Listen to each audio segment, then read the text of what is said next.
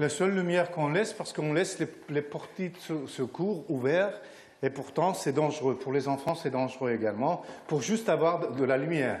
5 jours que cela dure. 5 jours que les 120 locataires de cet immeuble de Tournord sont plongés dans le noir. En cause, un contentieux entre le propriétaire et EDF au sujet de factures. Des factures annuelles qui explosent et passent de 16 000 à 59 000 euros d'une année à l'autre. Depuis le mois de janvier jusqu'à maintenant, ils nous facturent 70 000 euros. Mais on ne peut pas payer 70 000 euros sur un immeuble comme ça. Les loyers sont à 300 euros par logement. On a 54 appartements, 54 studios.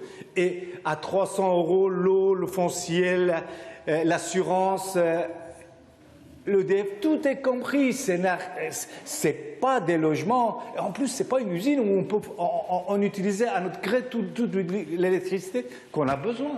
Résultat, depuis vendredi, la cinquantaine de familles, des Français, des demandeurs d'asile et des réfugiés, déjà en très grande précarité, doivent se débrouiller sans frigo, sans eau. Parmi eux, une trentaine d'enfants, dont ce petit bébé de 5 mois à peine. Pour manger, c'est pas... Quand on travaille, on a besoin de se nourrir, hein, de manger chaud. Comment vous faites vous toujours au jour le jour? Je mange chez les copines, je mange chez ma fille.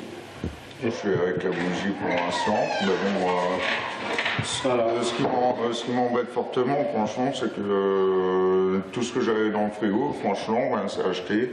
En sachant en plus qu'il y a des gamins et tout dans le bâtiment, des gamins en bas âge, voilà, je sais pas, il y a des fois je comprends pas. Quand je dis qu'on a droit à rien, c'est parce que tout simplement, si la police, 2 voitures de police, un camion d'EDF vient sans nous prévenir, nous les locataires de cet immeuble, nous couper le courant, ça veut dire qu'on est des populations de seconde zone.